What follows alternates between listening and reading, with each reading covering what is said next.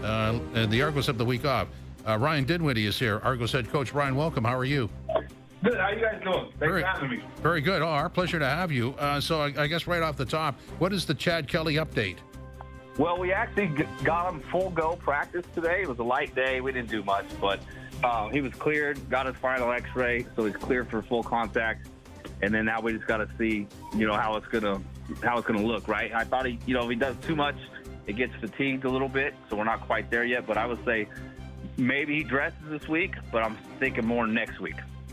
Okay, so that's a good sign, obviously, Ryan. But it hasn't been a great beginning for you guys. When you go into a bye week with a 1-4 win-loss record, what is the point of emphasis for your team? Yeah, so we went and did a bunch of self-scout over the week, kind of what we're good at, so, what we've really struggled at.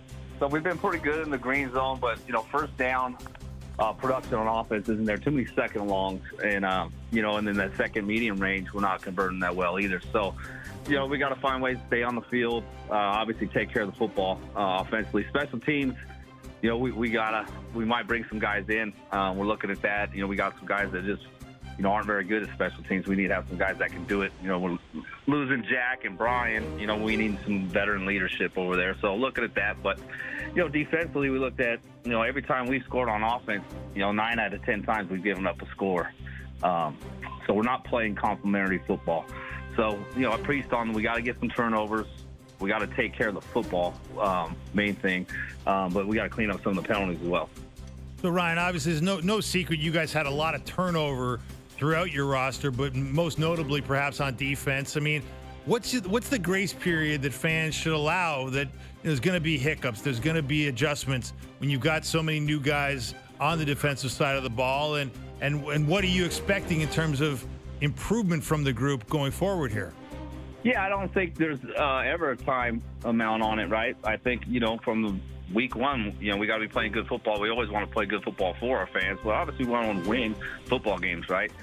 Very frustrating start to the season. Yeah, it's a work in progress, but at the same time, we got to find an identity on defense. Are we going to pressure more? Are we going to sit back and keep it all in front of us? How are we going to stop the run game? So we're looking at all those different things.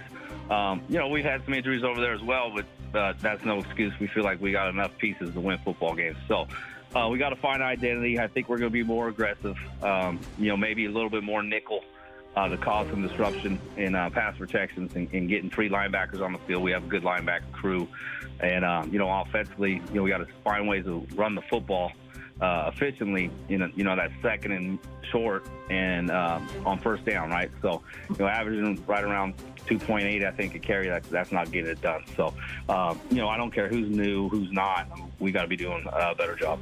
So you were talking complimentary football before. That was really how you would describe the Argos the last couple of years. How difficult is it to sort of recapture that or build back into that? Yeah, I just think we got to, find some ways to scheme it up, right? We don't have a tight end. We don't have a fullback, so we're pretty much a 5-receiver team.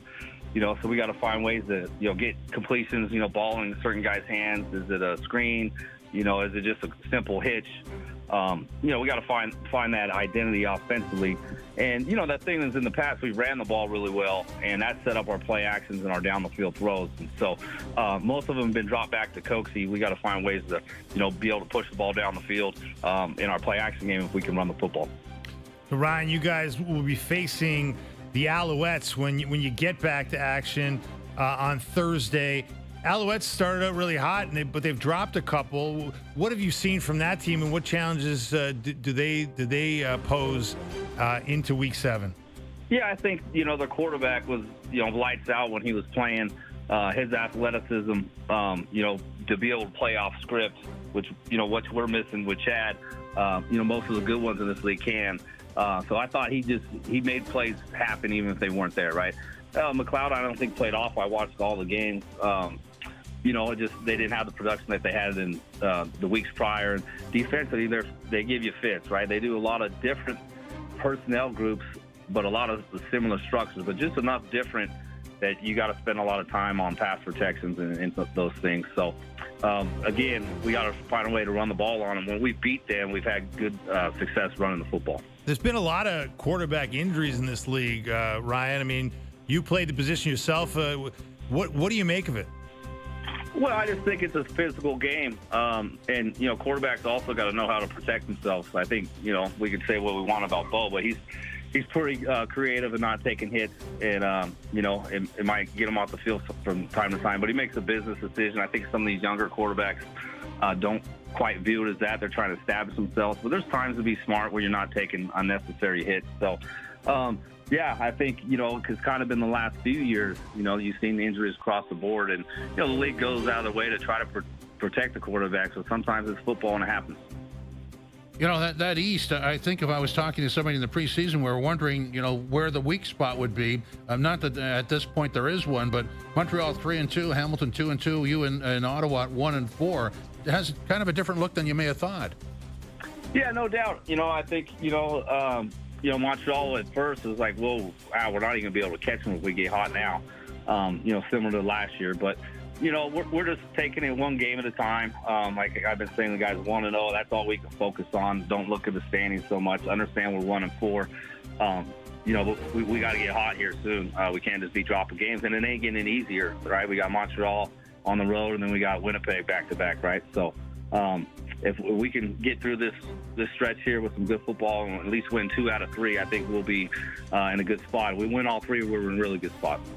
Hey, Ryan, there's an interesting conversation down in the States. Dan Patrick, a great broadcaster who's on TSN radio quite a bit, was asking Davante Adams about LeBron James, and Adams said that LeBron James, obviously a Hall of Fame basketball player, one of the all-time greats, would also be, if he so chose, one of the all-time great wide receivers or tight ends in football history if he chose football. And yet I heard Charles Barkley on Dan Patrick today saying that he played one game of football, also obviously a great basketball player in his day, and he decided football just wasn't for him because they were hitting out there.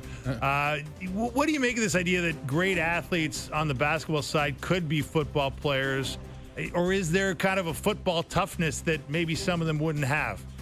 Well, I think when you look at basketball players, you look at the guys that have been tight ends in the league. Denver just drafted a guy as well, basketball player with not a lot of experience.